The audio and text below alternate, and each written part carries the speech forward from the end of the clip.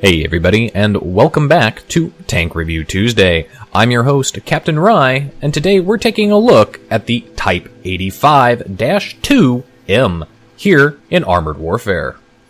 This vehicle is located conveniently at Tier 6 from the Chinese dealer.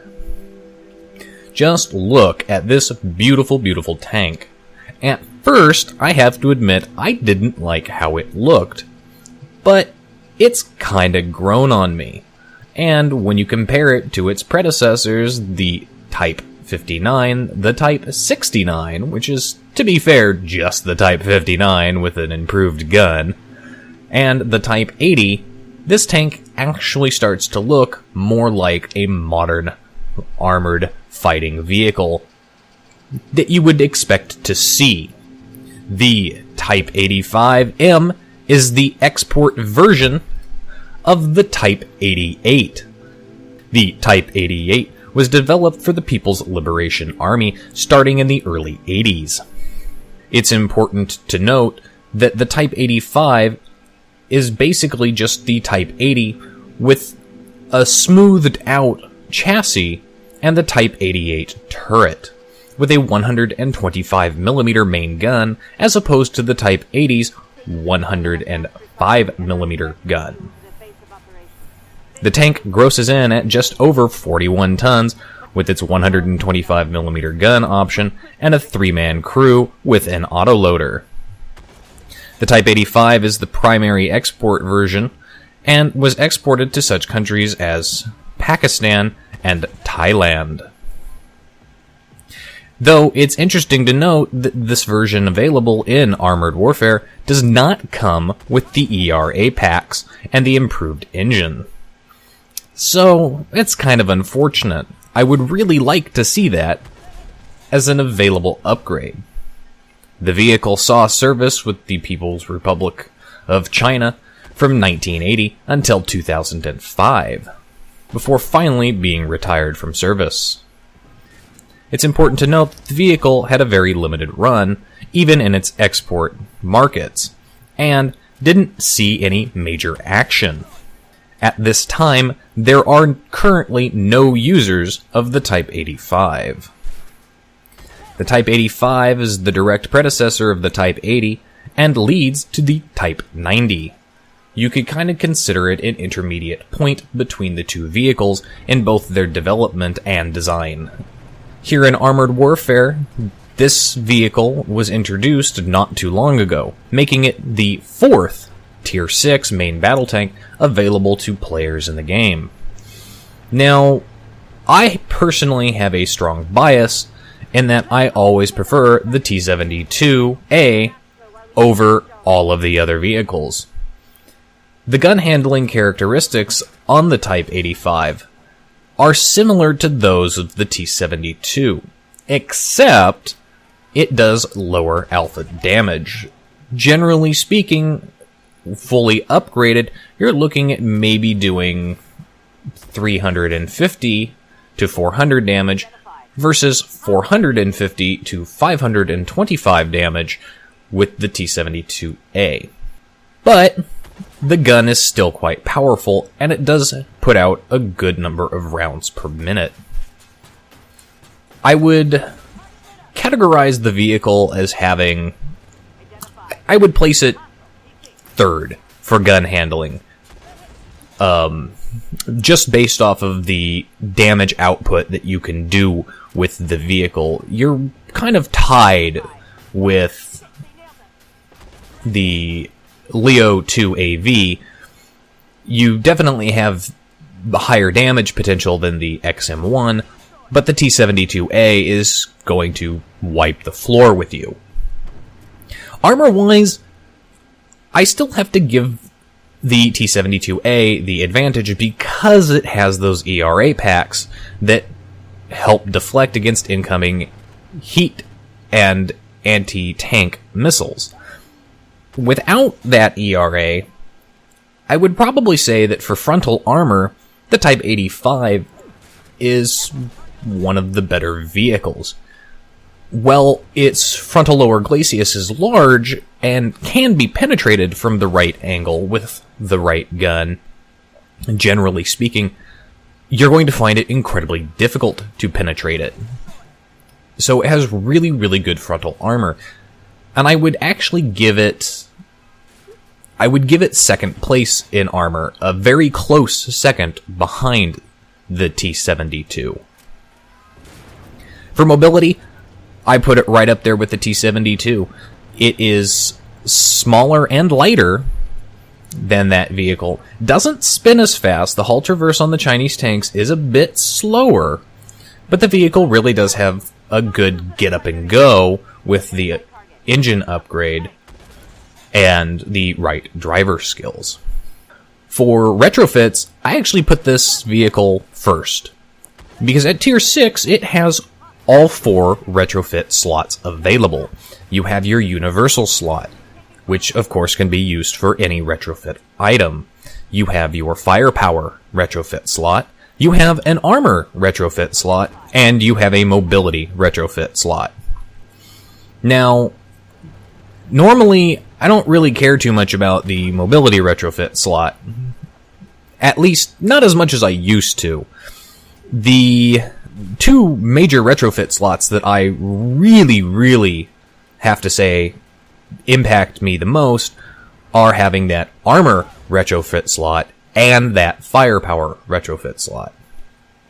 This is because of the way I like to set my tanks up, and the style of play that I prefer to use. The style of play that I prefer has me being a bit more aggressive.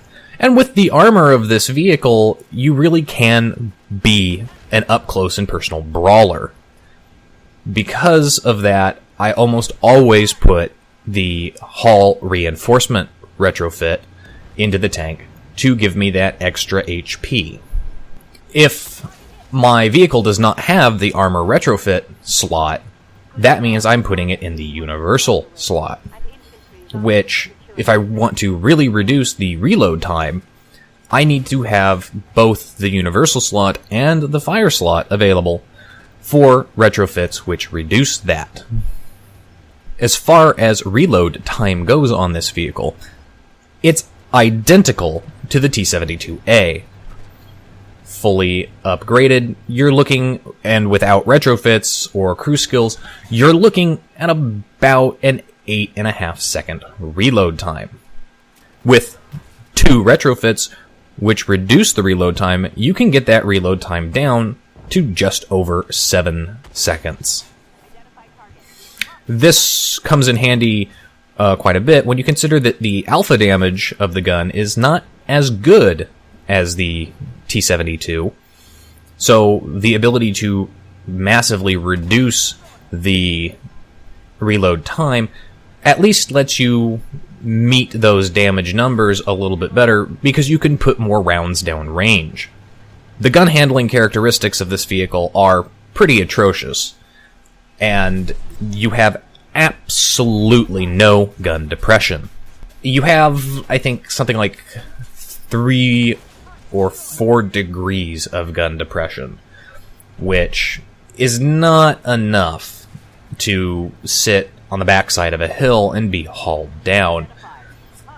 Simultaneously, you have really bad gun elevation for a tank of this style, and that comes in point if you are sitting on a hill. You'll end up in a situation where you have to drive forward to hit a target that's closer to you and below you, and then drive back up to the crest of the hill so that you can hit a target that's farther away or above you. And this terrible gun depression and gun elevation has cost me a few PvP battles. One such battle that I had, I was angled sideways on a hill trying not to be shot at from the front and on very low health when a one-shot kill vehicle rolled around the back side of me. I turned my turret to get on him, but I didn't have the gun elevation to actually hit him. Couldn't move, was shot and killed, and the rest of the match went very, very poorly for my team. Close match, but we ended up not winning that. So do keep in mind that you probably want to stay on level ground as much as possible. Anyway, why don't we take a look at how the vehicle actually plays. So here we have Operation Quarterback. This is your standard Operation Quarterback battle. I do believe I'm doing this on medium difficulty. It could be hard difficulty. But there you see, I'm up on the hill, and I took a number of hits that did come in, and they penetrated that frontal lower glacis. But they penetrated next to the road wheel that's located up there. Apparently, that particular spot is easy to penetrate. Using that mobility to get back down and around beside the hill, finish off that guy that was down there, and then kind of reposition myself so that I'm not the focus of the primary incoming fire. Kind of sat here longer than I should have, but in Operation Quarterback, I tend to prefer to sit up on the hill and snipe much more than I should. So I'll end up taking a lot of damage from the AI artilleries, which spawn. This map can have up to 2 of them spawn. Usually, though, only 1 does, and whoever's up on that hill tends to get picked on quite a bit. And of course, there you could see that incoming artillery shot just sail right overhead. So I'm moving up, using my vehicle's armor to, kind of close the distance and take shots. And it is a surprisingly powerful vehicle. Just look how I am pushing this teeny little weasel along. Even after it dies, I'm still just pushing it like it's no big thing. And here's an example of that terrible gun depression that I have to roll over the top of this hill in order to be able to get my gun into the correct firing position. And again, I have to roll over the hill in order to get my gun. And this is a big factor that you definitely have to remember when you play this vehicle. You are going to come up over these hills, and you're going to have to make the commitment to go over the top of these ridges in order to actually hit the vehicle. Here again, terrible gun depression. I can't hit the vehicles that are right in front of me because of the way my tank is turned. So you have to get in, close the distance, and just hope that they're not paying attention to you. So the rest of this battle goes pretty much as you'd expect it.